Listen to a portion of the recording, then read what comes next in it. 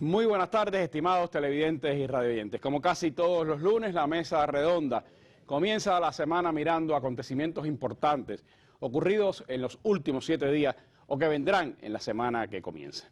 Hoy estaremos hablando, por supuesto, del acuerdo, el tratado que se ha firmado hoy en Egipto y que forma parte del conflicto en el Oriente Medio, y también pues hablaremos sobre Venezuela y otros asuntos latinoamericanos. Tengo el placer de que me estén acompañando esta tarde en nuestra mesa redonda mi colega Diana Valido, periodista del Sistema Informativo y analista de temas internacionales, y también me acompaña el compañero Pavel Alemán, profesor de la Universidad de La Habana y analista de temas internacionales. Con ellos compartiremos nuestra emisión de hoy. Los invito a que nos acompañen.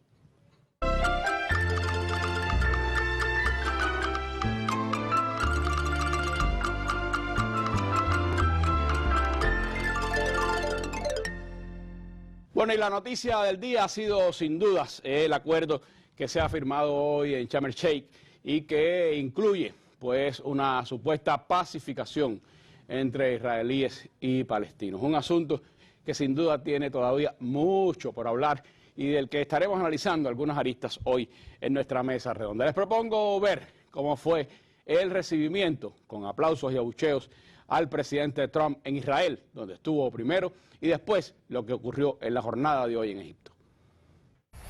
Antes de pisar Israel desde el Air Force One, Trump ha mostrado plena confianza en que el alto el fuego se mantendrá. La guerra ha terminado, ¿lo entienden?, ha asegurado. Todo estaba perfectamente coreografiado. Trump ha aterrizado en Tel Aviv cuando se han liberado a los primeros 7 rehenes y se había puesto en marcha la liberación de los otros 13. Ha sido recibido por el presidente y el primer ministro israelíes. Desde ahí se ha dirigido hacia Jerusalén. En el Parlamento israelí, donde muchos asistentes llevaban la mítica gorra roja de Trump, el presidente de Estados Unidos ha sido ovacionado con aplausos y más aplausos, que han ido dirigidos también al resto de su gabinete. Donald Trump es el mejor amigo que el Estado de Israel ha tenido jamás en la Casa Blanca, ha subrayado Netanyahu, que no ha parado de elogiarle. Netanyahu no es la persona más fácil con la que negociar, es lo que le hace grande, ha dicho Trump, en un discurso histórico que ha vivido unos momentos de cierta tensión al ser interrumpido por un diputado de izquierdas que ha pedido el reconocimiento de Palestina. ¡Qué eficacia!, ha señalado el presidente después de que el diputado fuera expulsado de la sala. Después de ser vitoreado y agasajado en el Parlamento de Israel, Trump ha partido a su próxima escala, Egipto. Un día histórico para el mundo, dice Trump. Esta es la imagen de la firma del acuerdo de paz en Gaza. En Sharm el Sheikh, Egipto, todas las autoridades implicadas, menos los líderes de Hamas y Netanyahu, asistían al que ya es el inicio del fin de la guerra en la franja. After years of suffering and bloodshed, the war in Gaza is over. Humanitarian aid is now pouring in, including hundreds of truckloads of food, medical equipment and other supplies, much of it paid for by people in this room. El presidente egipcio, a quien Trump ha agradecido su compromiso y mediación con Hamas, ha pedido a Israel que esta paz sea definitiva y ha añadido que la única manera de consolidarla es mediante la solución de los dos estados. Y de esta manera ha recibido Donald Trump a los líderes internacionales. Momentos antes de la firma del acuerdo, se ha subido a una tarima con un cartel que anunciaba en grande y rojo la palabra paz. Ha saludado una a una a las autoridades y ha sido el epicentro de todas las miradas, anfitrión de un acto que ni siquiera está cogiendo su país. Esta es la foto de familia de todos los implicados en este proceso de paz. A destacar el cordial y breve saludo de 11 segundos entre Donald Trump y Pedro Sánchez y la conversación entre el presidente estadounidense con Mahmoud Abbas, el presidente de la Autoridad Palestina. Bueno, la cumbre era en Egipto, pero el anfitrión era Trump y era el gran show de esta cumbre. Diana, ¿cómo valorar estos acuerdos adoptados hoy en Egipto? ¿Qué valor podrán tener, qué alcance podrán tener y qué ha significado este intercambio de los israelíes que estaban en territorio gazatí y los rehenes palestinos que estaban en las prisiones de Israel? Bueno, Randy, muchísimas gracias por la invitación. Buenas tardes. Lo primero que hay que agregar es que esta cumbre no tuvo a Israel, porque Netanyahu decidió no asistir. Habló de motivos de celebraciones religiosas, pero la realidad es que no estuvo, y era un acuerdo de paz entre Israel y Hamas.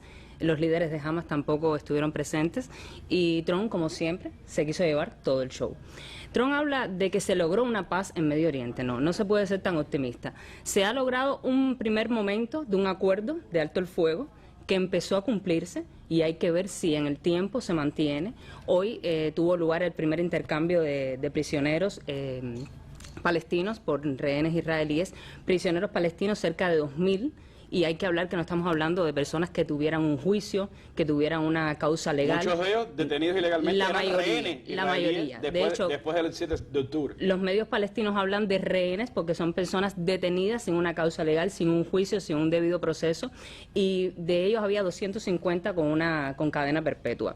Empezó este intercambio de rehenes por 20 prisioneros israelíes vivos y otro número de fallecidos, y hasta ahora ese proceso ha fluido bien. También fluyó bien en estas primeras horas la entrada de ayuda humanitaria a Gaza. Tenemos que recordar que Gaza tiene una crisis humanitaria desastrosa, donde la hambruna ha tomado todo el enclave. Pero lo que sucedió en Egipto, vamos a decir que fue un teatro. Un teatro porque se habla de la paz en Medio Oriente y no existe esa paz.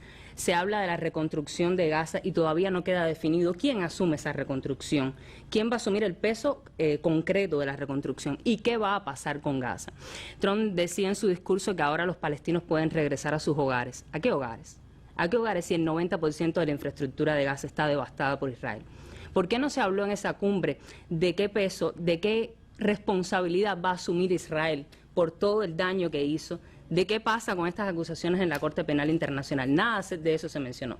Todo el mundo agradecía a Trump, y Trump decía, la guerra ha terminado. Pero un día antes, en el Parlamento, Netanyahu dijo que la guerra no ha terminado y que están en alerta máxima. Entonces, no hay una coincidencia entre los discursos, al menos incluso hasta para la palestra pública, más allá de que tras bambalinas ellos puedan decidir otra cosa, como siempre ha pasado.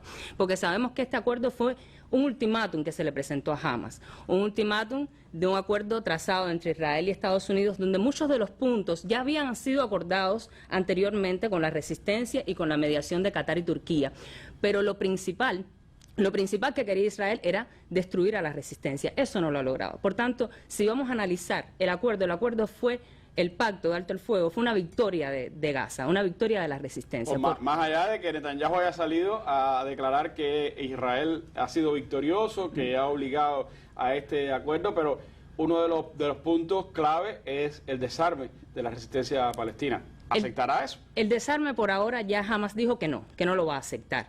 Pero en un primer momento del acuerdo de lo que se habla es entrada de ayuda humanitaria, el intercambio de los rehenes y comenzar este alto el fuego, que se retire Israel, y hasta ahora eso se está cumpliendo. Que por otro lado Israel decía que nunca se iba a retirar de Gaza, que iba a tomar el control total de Gaza y que las tropas nunca se iban a retirar. Entonces en este acuerdo por ahora no se está cumpliendo nada a favor de Israel, aparentemente, porque como ya decíamos, hay que ver cómo se materializan la segunda y la tercera fase del acuerdo, que están incluidos en esos 20 puntos del acuerdo de Trump, pero que siguen siendo muy abstractos, que quedan en el discurso mediático, pero que no se habla específicamente quién asume qué carga, qué responsabilidad. Ahí estaban los estados árabes, lo veíamos, algunos países europeos, pero son esos mismos países europeos que en el Consejo de Seguridad no han hecho nada mientras seguía transitando estos 2 años de genocidio.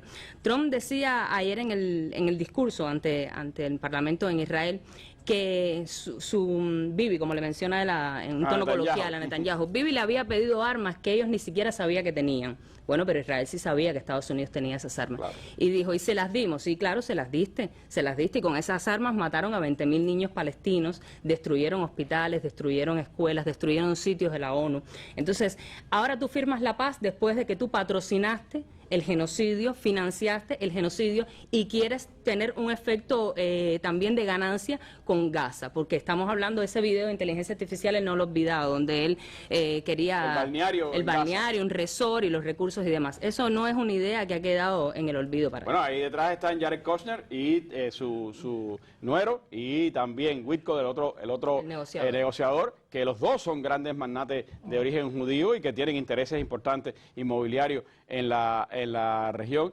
Y está también como tú decías, lo que sigue subyacente. Es decir, ha habido un primer acuerdo, ha habido primeras acciones entre las dos partes, pero por un lado ya está la declaración de la resistencia de que no va a entregar las armas, sería un suicidio, pero por el otro lado también están las fuerzas que dentro de Israel siguen proclamando que hay que exterminar a los palestinos. Yo les propongo ver un material que transmitía Piers Morgan, uno de los grandes periodistas de Estados Unidos, en una conversación con una lideresa judía de los asentamientos de colonos en Cisjordania, para que veamos la dimensión de cuán profundo y cuán diferente es lo que ocurre en la cumbre y lo que ocurre en la realidad. Invention. It's an invention that is not as secondary to the important fact that the Jewish nation, that the land of Israel belongs only to one nation, and this is the Jewish nation. The Palestinians are Arabs who try to compete with the big success of the Jews in the land of Israel. The modern Palestinians are Arabs who want the same place that the Jews made a paradise of. They want to take it from us, and we won't let it happen. But actually what's happening is you want to take their land, isn't it? Okay, so you make your position, I make mine, and the world will judge. Of the West Bank, it's not bank. Bank is a narrow place. Okay. It's the major part of the area between the Jordan River and the Mediterranean. So you would like, just to be clear, you would like all of the land from the river to the sea to be Israeli Jewish, yeah? No, I want all the land from the Euphrates to the Nile. What do you mean? Why hide the... I'm just curious what the you... history that Joshua said, those who accept our sovereignty, our government, will stay. Those who fight, will fight them. And those who do not accept our sovereignty, our government, they will go to other places. There is a clear formula. So I do not have to there is a clear formula. It's actually by the Bible. Yeah, but again, to be clear, your clear formula, there's a legal term for it. It's called ethnic cleansing. What you're saying is if Palestinian people do not subscribe to the fact they should be ruled by Israel and have you as their sovereign state, then they have to leave, right? So 6-7 million Palestinians would have to leave and go and live elsewhere. Bueno, ahí está el pensamiento de una parte de esa población, de pensamiento sionista, evidentemente, que ya no proclama solo que hay que arrasar con Palestina, no solo del río Jordán al Mediterráneo, sino que hay que venir desde el Éufrates y quizás más arriba hasta el Mediterráneo. Es decir, 6-7 países desaparecerían bajo la égida de Israel, Diana. Bajo la mirada del nuevo Israel, que es como ellos lo tienen concebido. Es que ese sector de la extrema derecha nunca ha negado sus pensamientos y cuál es su postura sobre lo que ellos llaman sus derechos bíblicos. Y estamos hablando, esto no es una guerra religiosa, esto es una guerra de expansión, donde siempre el objetivo final ha sido desplazar a los palestinos, pero también tomar parte del Líbano, tomar parte de Siria. Por eso, mientras ocurría el genocidio contra Gaza, ellos atacaron el Líbano, ellos se aprovecharon de la situación y del cambio de régimen que hubo en Siria para también tomar parte del territorio sirio. Mientras ocurría el genocidio en Gaza, en Cisjordania se estaban construyendo asentamientos. De hecho, ayer mismo también en el Parlamento se conversaba, es decir, Netanyahu exponía un documento sobre un plan de asentamiento para Gaza. Es decir, la idea de crear el mismo escenario que tenemos en Cisjordania, en Gaza, no está descartado, aunque no lo digan públicamente. La idea de crear asentamientos y de expandir su territorio y de qué va a pasar con el futuro de esos 2,5 millones de palestinos no les interesa. Por tanto, han hecho a través de Trump muchas veces y trataron de forzar a varias naciones árabes como Jordania, como Egipto, que aceptaran a los palestinos, pero estos países no transaron porque ellos saben que eso es un viaje de no retorno. Claro. Una vez que ellos acepten a los palestinos, no va a haber retorno. Vamos a ver qué sucede ahora, incluso en estos próximos días, donde ellos decían que se iban a abrir los cruces fronterizos, que los palestinos podían ir y regresar. Vamos a ver si eso sucede así. Es parte de esa, pudiéramos decir, de esa compleja situación que va a seguir existiendo en el Oriente Medio. Trump esperaba llegar a esta cumbre con el Premio Nobel de la Paz en sus manos. Pero no fue así. No fue así. Él viene contabilizando las guerras que se lo dieron a una ahijada, pero todo estaba concebido, el apuro, porque se diera el plan, incluso pasando por encima de Israel en algunos casos, fue precisamente porque ellos esperaban la entrada triunfal de Trump con el Premio Nobel de la Paz en esta cumbre de Sharm el Sheikh. Se lo dieron a una de sus ahijadas, donde mientras por un lado está proclamando la paz, por el otro lado está usando la guerra. De lo que está ocurriendo en Venezuela y de las pretensiones estadounidenses también hablaremos hoy en esta mesa redonda de inicio de semana, así que yo les propongo que nos sigan acompañando.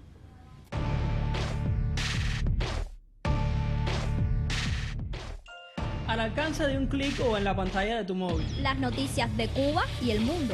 El análisis a profundidad de los acontecimientos. La imagen y los sonidos de cada día. Los comentarios de nuestros lectores. Cuba Debate. Una mirada desde Cuba en el espacio público digital. www.cubadebate.co.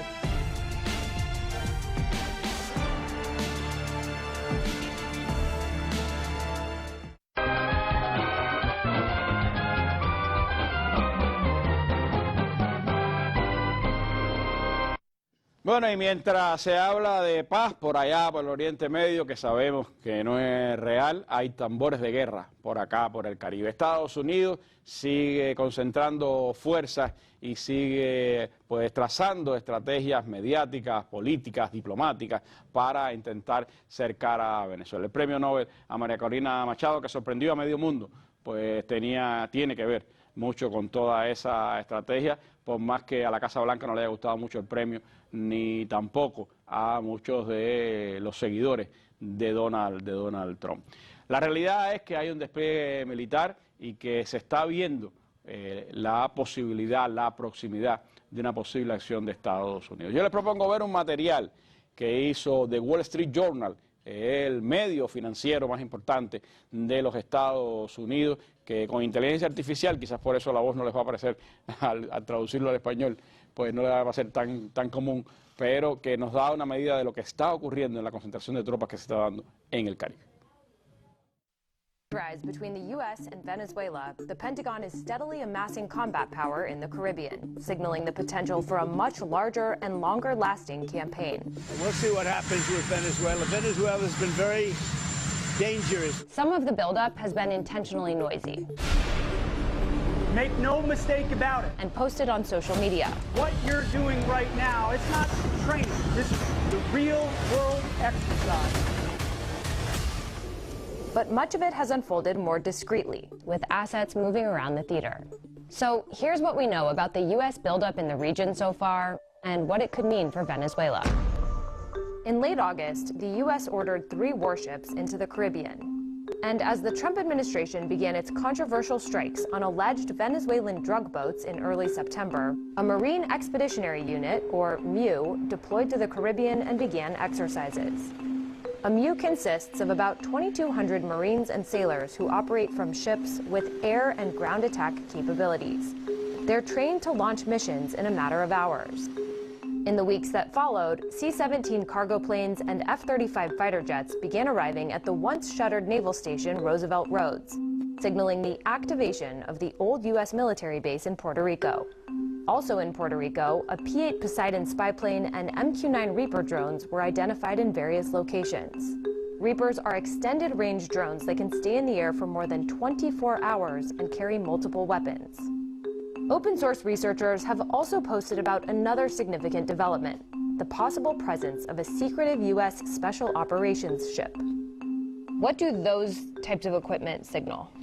What message is the U.S. sending? Well, I think the U.S. is sending the message that it's willing to put some of its best assets, both in the air and at sea, in the Western Hemisphere, which has become an increasing priority for the Trump administration. I think it shows that the administration is keen to give the president options should he wish to take this to the next level and consider strike packages against the regime in Venezuelan territory. U.S. military bases, islands, and partners in the region could play a key role in whatever comes next. The U.S. has bases in Guantanamo Bay, Cuba, and in Puerto Rico. And nearby are the U.S. Virgin Islands. There have been dozens of C-17 flights to St. Croix in recent weeks. The U.S. also has friendly relations with Barbados, Grenada, and Trinidad and Tobago, and could lean on them for help.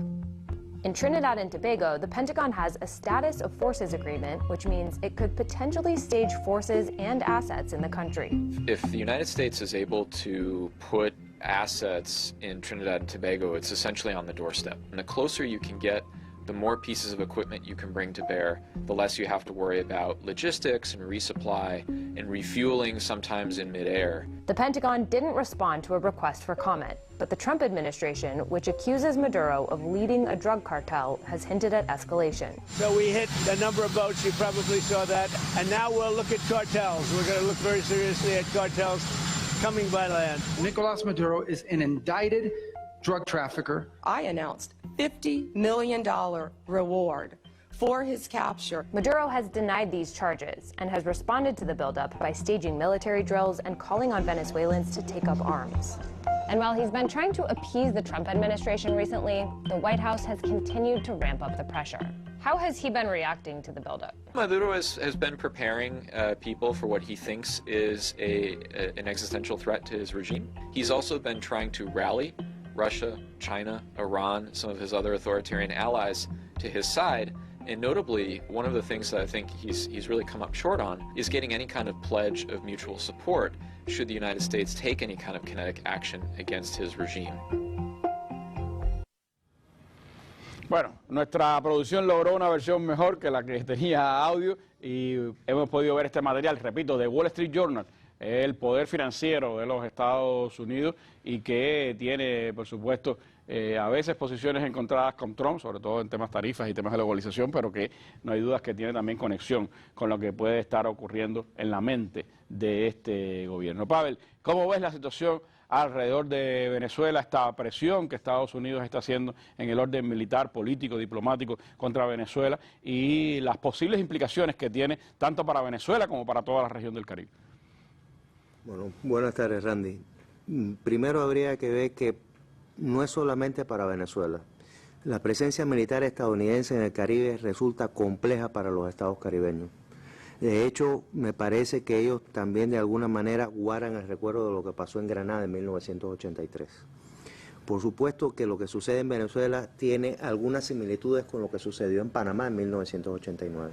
Es decir, colocar un precio por la cabeza de un jefe de Estado de otro país, utilizar el instrumento militar para ejercer presión política, pero dado el caso, si lo considerara necesario, para utilizar ese instrumento militar para deponer un gobierno y provocar un cambio de régimen. Y utilizar el narcotráfico en los dos casos como supuesto motivo, ¿no? Como pretexto para hacerlo. Ahora, en este momento, dada la complejidad de la situación y el dislocamiento de fuerzas militares de Estados Unidos, no solo en aguas cercanas a Venezuela, sino también con este traslado de aviones de combate a Puerto Rico y potencialmente, porque no es posible confirmarlo, el traslado de aviones de combate a Panamá.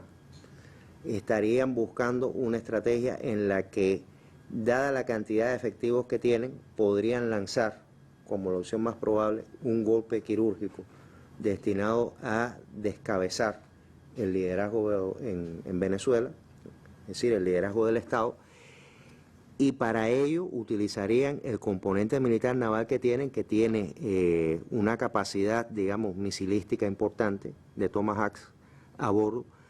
Utilizarían los aviones F-35 para tratar de neutralizar la defensa antiaérea venezolana y posiblemente la capacidad de respuesta militar más importante, y a su vez darle protección o cobertura a los bombarderos B-2, que en última instancia serían los que darían el golpe estratégico. Hay que recordar que hace poco tiempo atrás fueron precisamente los B-2 los que fueron utilizados para bombardear las instalaciones nucleares en Irán. Entonces, es una situación extremadamente compleja, y sobre todo porque la proyección del gobierno de Trump hacia el hemisferio occidental, hacia América Latina y el Caribe, es una proyección de fuerza. Es decir, no estamos hablando de un gobierno que esté interesado en lograr sus objetivos a corto o mediano plazo a través de la negociación diplomática o a través de otros instrumentos de poder blando, sino estamos hablando de un gobierno que está dándole prioridad al uso del instrumento militar para forzar a otros estados a tomar decisiones de política interna. Un retroceso al gran garrote, a la época de las cañoneras, es más o menos el ejercicio que está haciendo en el discurso inaugural de Trump, cuando asumió en esta ocasión la presidencia, la única mención específica que él hace, además exaltando la figura, es a Teddy Roosevelt. Yo creo que no es una casualidad. Tiene mucho que ver en la lógica de su pensamiento. Y por supuesto también el papel que en eso juega el secretario de Estado Marco Rubio, que ha sido el adalid, el organizador primero de aquel gobierno títere de Guaidó. Fue el gran defensor de ese gobierno, que fue un fracaso como estrategia para Trump en su primer mandato. Ahora es quien ha estado pues un poco organizando toda esta estrategia de enfrentamiento militar directo con Venezuela. Y hablaba de que no era solo para Venezuela, era para el Caribe. Bueno, hay confirmaciones del presidente Gustavo Petro de que la cuarta lancha que atacaron a las fuerzas estadounidenses se trataba de colombianos, no eran ni venezolanos ni habían salido de las costas de Venezuela, eran ciudadanos colombianos que están desaparecidos, no se sabe exactamente cuál fue su destino y por supuesto esto va dándole una dimensión, va ampliando el horizonte de hacia dónde puede pues derivar un ataque contra Venezuela, que además sería algo que va a trascender propiamente las fronteras venezolanas, ¿no?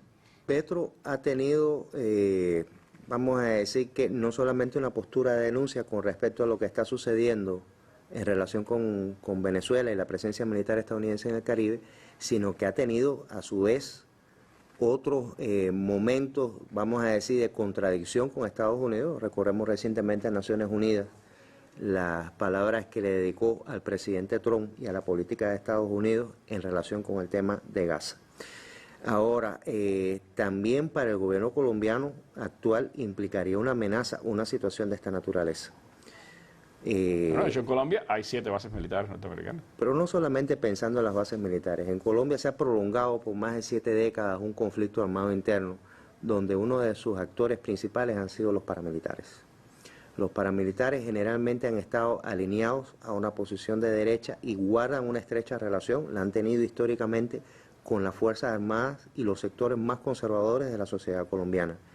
Y no es una mera casualidad que también los venezolanos, como parte de la activación de su dispositivo defensivo, hayan desplazado un grupo importante de tropas hacia la frontera con Colombia. Hay en la parte del mar, por supuesto, es el Caribe, y hay en la frontera hacia Colombia los grandes despliegues. Claro, pero previendo, entre otras cosas, que pueda activarse algún tipo de provocación armada desde el territorio colombiano por actores irregulares como son los paramilitares, lo que estaría por fuera de los lindes del Estado. Hay que recordar que cuando aquel famoso cruce de Guaidó desde territorio colombiano hacia territorio venezolano, quienes lo acompañaron fueron paramilitares precisamente colombianos y fueron parte de toda la estrategia de desestabilización de Venezuela en aquel momento. Bueno, en estos días he estado conversando con algunos colegas de otros países y compartimos una incertidumbre en relación con el empleo que podría tener un intento de desestabilización político interno en Venezuela utilizando el instrumento militar estadounidense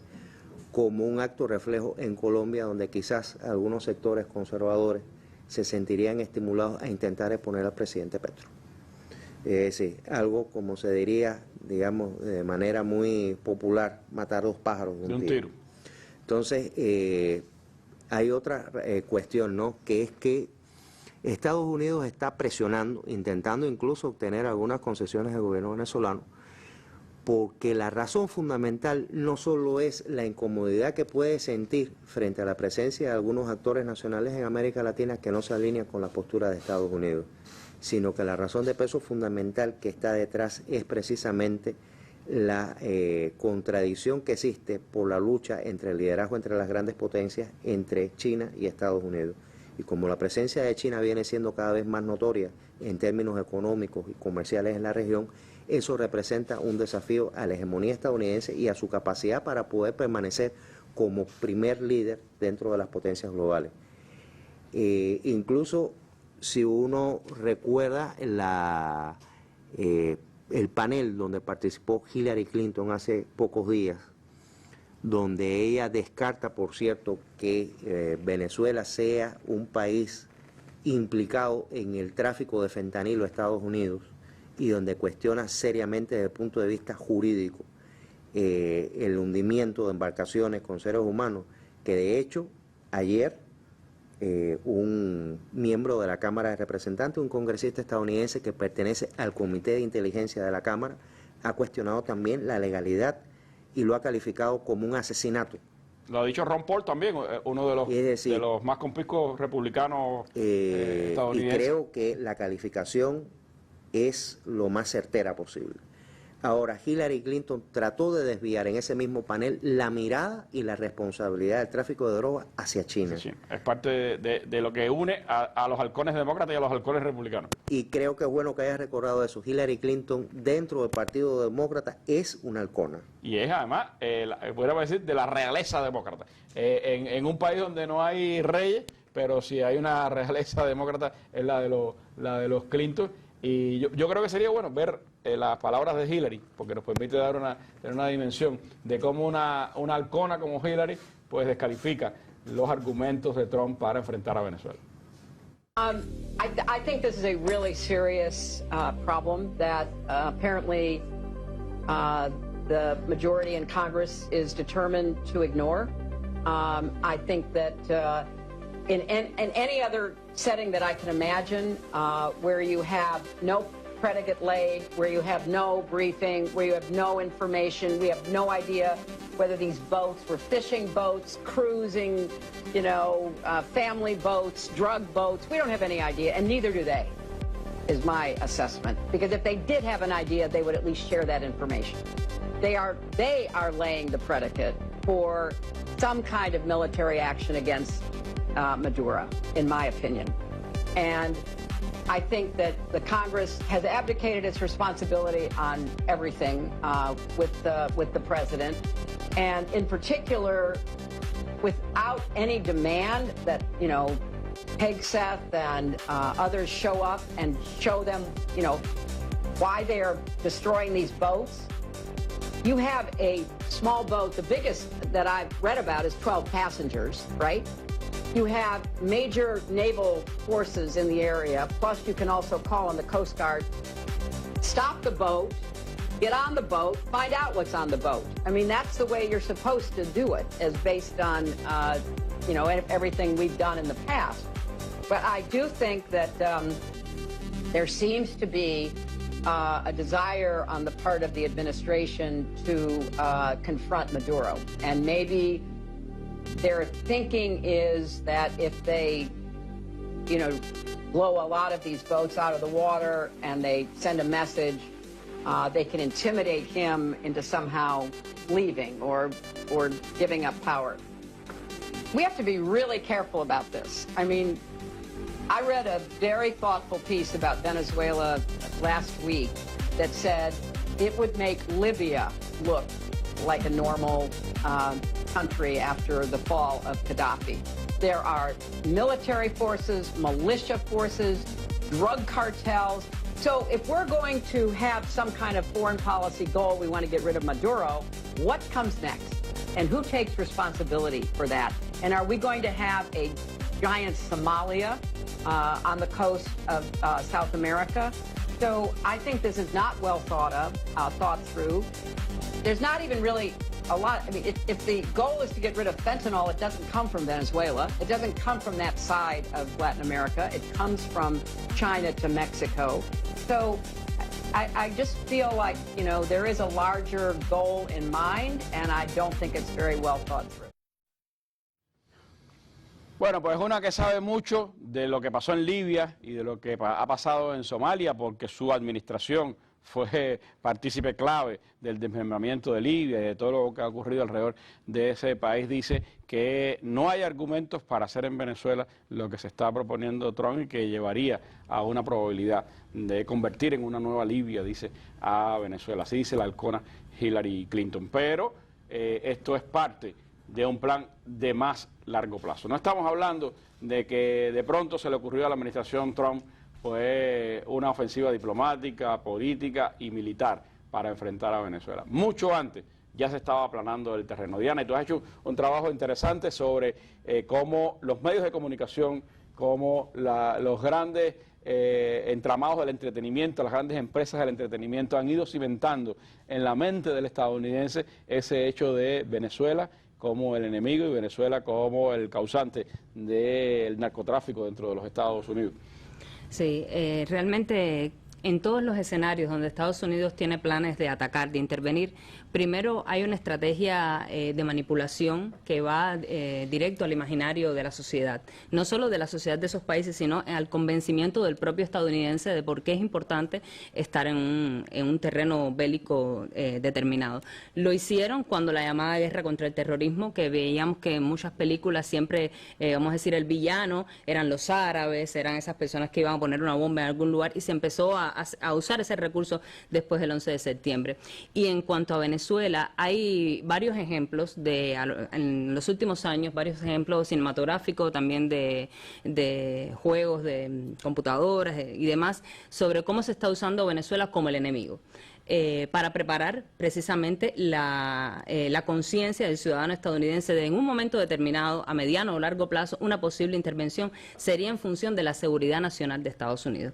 Trump hace poco notificó al Congreso que está en lucha contra los cárteles de la droga. Eso es un enemigo muy ambiguo. Que son los nuevos terroristas. Los nuevos terroristas. Eso es un enemigo muy ambiguo, porque a los cárteles de la droga, para esas entidades, vamos a decirle así, trabajan cualquier tipo de persona, desde los grandes mafiosos hasta un pescador en Colombia, y como decía el presidente Gustavo Petro, los grandes jefes de esos grupos narcotraficantes no están en Venezuela, no están en Estados Unidos. Están en Estados Pero Unidos. hacia adentro no se mira. Precisamente.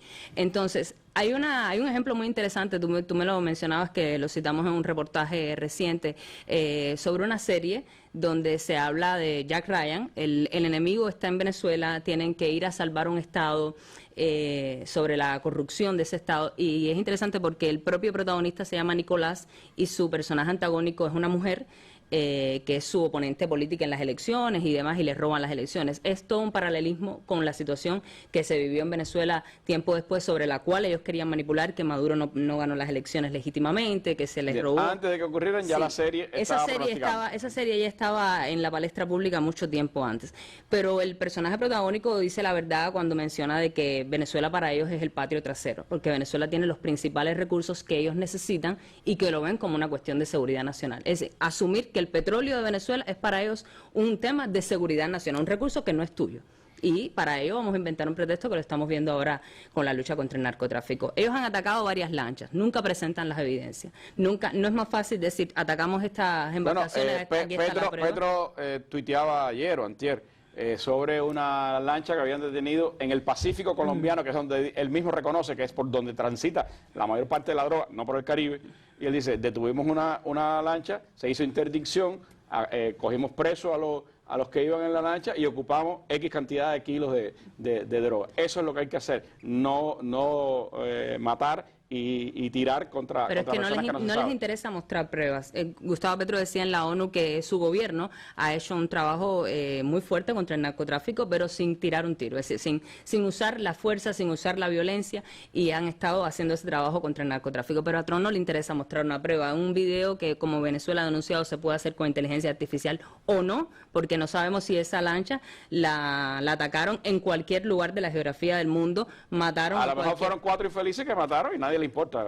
Pero no les interesa mostrar una evidencia, porque ya hay una construcción simbólica caminando, apoyada por los medios, que todo el tiempo legitiman solamente la fuente del gobierno estadounidense y no lo que dice Maduro. Maduro ha invitado al diálogo, Maduro ha mostrado evidencias. Hay informes de la DEA que muestran que Venezuela no forma parte de las rutas de tráfico de drogas hacia Estados Unidos. Y si tú tienes un problema con las drogas, tú tienes que atenderlo al interno de tu país. Tú no tienes que ir a buscar la causa afuera y atacar a otros porque son un problema para tu seguridad nacional. Lo que pasa es que ha sido siempre parte de la estrategia de Estados Unidos, porque el Plan Colombia fue precisamente eso, fue tratar de llevar la guerra a otro terreno. Es decir, no me ocupo de lo que pasa aquí adentro, porque ese dinero va para los bancos norteamericanos, si no me ocupo de, supuestamente, de tener la droga en otro país, pero que es el pretexto simplemente malinterpretación. Pero desgraciadamente está surtiendo efecto, lo que te decía, en el imaginario colectivo de muchos ciudadanos estadounidenses. Venezuela está asociado con droga,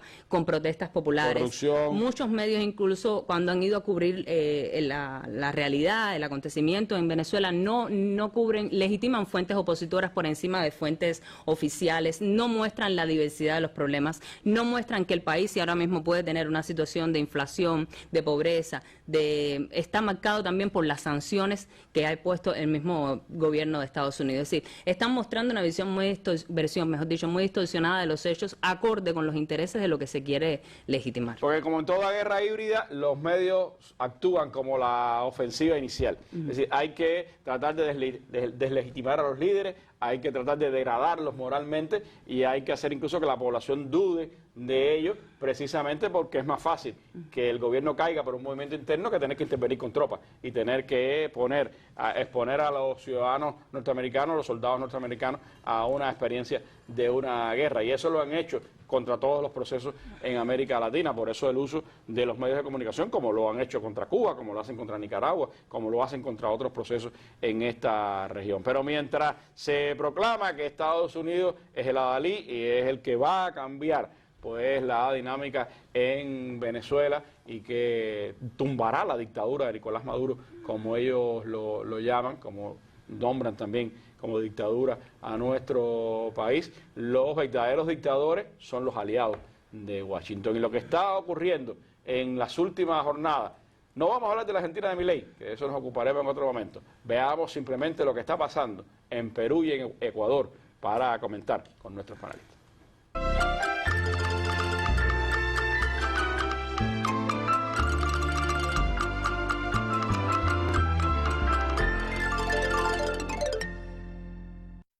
Aldo Carlos Mariños, alcalde de una pequeña ciudad en el departamento de Trujillo, entra a los alrededores del Palacio Presidencial en Lima.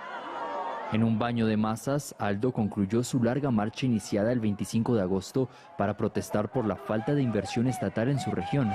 Pero sus simpatizantes, varios de ellos jóvenes de la generación Z, aprovecharon para conducir la protesta contra el presidente interino José Gerí, en el poder desde el viernes tras la moción de vacancia contra Dina Boluarte. No lo consideramos como presidente. Hay personas que incluso creen que es peor que la asesina de Dina, porque es un violín, prácticamente es un violín con varios cargos y que los fiscales le han archivado. Entonces vamos a estar peor con él que con Dina. José Gerí logró ser presidente a pesar de que pesaban en su contra denuncias por enriquecimiento ilícito, desobediencia a la autoridad y violencia sexual, esta última ya archivada. Gerí, sin embargo, trata de ganar la batalla mediática.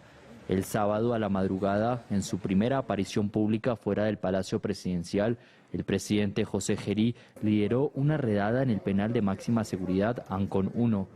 Más tarde, el mandatario visitó el lugar de un incendio que destruyó más de 100 casas en un barrio de Lima, dejando a muchas personas sin hogar. Y el domingo recibió en Palacio al alcalde Mariños. Para los peruanos siempre es importante escucharnos. Habrá puntos de encuentro y seguramente diferencias. José Gerí es el 7º presidente de la República desde 2016, en un país azotado por la inestabilidad política y la violencia. Jornada de represión en la capital ecuatoriana.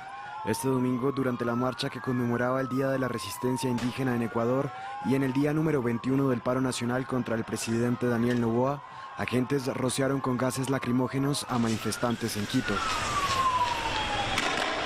Nuestra marcha es un recorrido pacífico. Queremos llegar a un lugar emblemático para los pueblos y nacionalidades como es el Parque El Arbolito. Estamos en nuestro derecho. Es 12 de octubre, Día de la Resistencia, compañeros. Estos colectivos, junto con la Federación Nacional Indígena CONAIE, convocaron la marcha en el marco del actual paro nacional.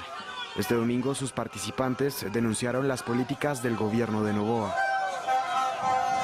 Exigimos generación de empleo, exigimos nosotros incremento de salarios, no más despido de trabajadores.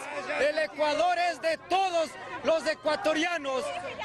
Hacemos un llamado y este 12 de octubre aplicamos la Constitución, el derecho a la resistencia de los trabajadores y los pueblos. Los diferentes sectores sociales, el movimiento indígena, los trabajadores, la juventud, los barrios de Quito, los pueblos del Ecuador, nos levantamos frente a las políticas neoliberales y hambreadoras del dictador Noboa. Por su parte, el Ministerio del Interior restó peso a las denuncias de represión policial, asegurando que el bloque de seguridad había hecho su trabajo y que la ciudad estaba en paz. Las protestas estallaron en la nación andina a mediados de septiembre, luego de que el joven mandatario pusiera fin a los subsidios del diésel, lo que provocó que el gobierno declarara un estado de emergencia en 10 de las 24 provincias del país el pasado 5 de octubre, mientras promueve una asamblea constituyente y en medio de denuncias por abuso de las fuerzas de seguridad. Bueno, en Perú de una corrupta a otro, en Ecuador de una violencia a otra. Pavel, análisis de la situación en estas dos naciones. Imagínate, son dos países que en el entorno latinoamericano han tenido mucha inestabilidad política y social en los últimos años. Coincide a su vez que son dos estados donde los gobiernos que han tenido la posibilidad de hacer su administración han conducido políticas económicas, como bien se decía en el video, de carácter neoliberal, que han hecho sentir a la gente que se les reduce su posibilidad de poder desarrollar su vida de manera normal. En el caso del Ecuador no es la primera vez que el tema del combustible desata protestas públicas, por una sencilla razón. Cuando se incrementa el precio del combustible, automáticamente eso ejerce una influencia indirecta sobre todo el sistema de precios de bienes y servicios que se presta en un país. Es decir, alza el precio de los combustibles, se produce un proceso inflacionario en todo lo demás. Y esta es una de las razones, yo creo que la principal en el caso del Ecuador, para que la población haya salido a protestar. Pero además, un gobierno que desde el primer día ha estado imponiendo leyes marciales, procesos de represión contra la propia población, no ha sido un proceso, ya las elecciones fueron bastante cuestionadas. Y el proceso prácticamente desde la asunción hasta hoy ha sido muy escabroso para el presidente Noboa. Fíjate que en medio de los cuestionamientos que puedan existir, por ejemplo, en otro país latinoamericano, como es el caso de El Salvador, donde ha habido una aplicación de una política de mano dura con el gobierno de Nayib Bukele, pero la población tiene una percepción diferente en términos de seguridad pública, al margen de lo que se pueda cuestionar o decir sobre el tema. Pero en el caso del Ecuador no. En el caso del Ecuador ha sido el empleo de la mano dura, pero específicamente para reprimir a sectores que tienen motivos legítimos para protestar. Represión para poder imponer las medidas.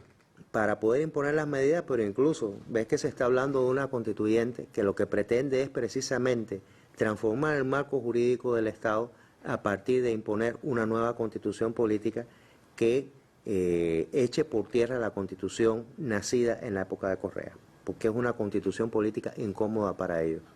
Ahora, en el caso del Perú, estamos hablando de una vacancia por incapacidad moral de la que fuera presidenta, Dina Boluarte. Que tenía incapacidad moral desde el primer día.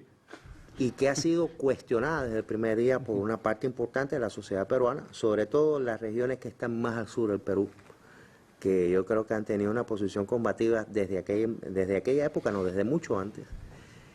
Pero creo que lo han hecho justo ahora después de haberla estado apoyando, porque hubo, creo, si no me equivoco, 7 mociones solicitadas previamente por incapacidad para la expresidenta Dina Boluarte que no fueron aprobadas por el mismo Congreso que ahora la sacó.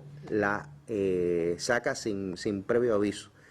Es raro una reunión a la medianoche en un congreso para solicitar de repente la salida ipso facto de la que hasta ese momento era la mandataria, la primera mandataria. Yo creo que les dejó de ser útil y creo que trataron de aplacar un poco la ira popular, porque no es solamente el cuestionamiento hacia la expresidenta, sino el cuestionamiento hacia el Congreso peruano. El Congreso peruano tiene probablemente uno de los índices más bajos de legitimidad que ha existido en cualquier época en el Perú. Pero de hecho, este nuevo presidente que ya tiene también antecedentes de corrupción y se decía ahí hasta de delitos sexuales, ya ha empezado también con la gente en las calles. Exactamente, y habrá que ver en los próximos días porque él está llamando a dialogar. Incluso la composición del equipo de gobierno y el entorno cercano parecería transmitir el mensaje de que está precisamente con el respaldo, o por lo menos intentando obtener respaldo, de diversas fuerzas políticas que están al interior del Congreso.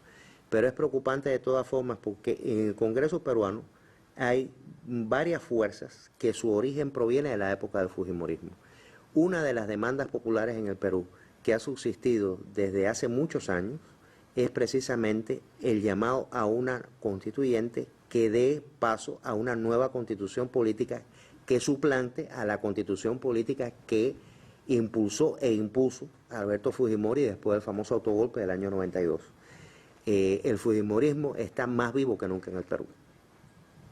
Aunque uno no vea a una persona de la familia de Fujimori gobernando en este momento en el país. Es parte de esa herencia que ha quedado en la política y en la sociedad peruana. Pero una herencia funesta. Ahora, tanto el Ecuador como el Perú tienen el movimiento popular un desafío muy importante, que es construir una agenda política con un liderazgo visible, con posibilidades reales de poder disputar el gobierno en el país. Pero ahí está, por supuesto, toda la estrategia que se ha seguido de lawfare, es decir, de utilizar la justicia para limitar el liderazgo político de la izquierda. Por un lado, Pedro Castillo encarcelado y en proceso, por el otro lado, Rafael Correa impedido de regresar a Ecuador, el vicepresidente Jorge Glass también en procesos judiciales y el intento incluso hasta de judicializar a la candidata de la izquierda ecuatoriana. Mira, es que a veces yo creo que nosotros hemos pecado de cierta ingenuidad. En el sistema político, concretamente el sistema judicial, nunca fue neutral, ni apolítico, entre comillas. Es parte precisamente de la estructura que se ha creado dentro del Estado y quizás una parte muy autónoma de la estructura, porque ellos solo son los que pueden determinar por meritocracia quienes ascienden, ¿no? Pero nunca fue neutro, jamás fue neutro. Si se va a transformar un Estado, no solamente hay que transformar la Constitución, las instituciones políticas legislativas, como puede ser en algunos países el Congreso, en otros la Asamblea Nacional, sino también transformar las instituciones judiciales. Si no, queda como una especie de quinta columna a la sombra para, en el momento en que consideren oportuno, precisamente atacar a las instituciones políticas y atacar a aquellos partidos o movimientos políticos que no son de su agrado o con los cuales evidentemente no guardan ningún tipo de relación.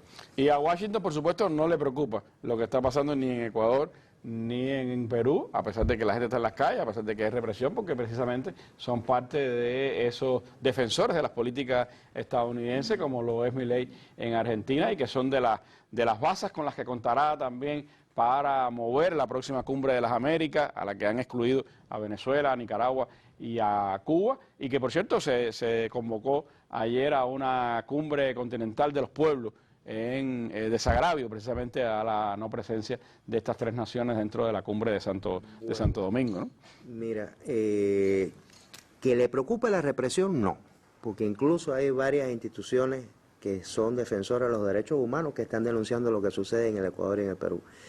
Que le preocupe la inestabilidad política en esos países por lo que pudiera representar a futuro si se produce un cambio de gobierno que dé paso a un gobierno que no sea claramente afín a las políticas de Estados Unidos, ahí sí se preocuparían.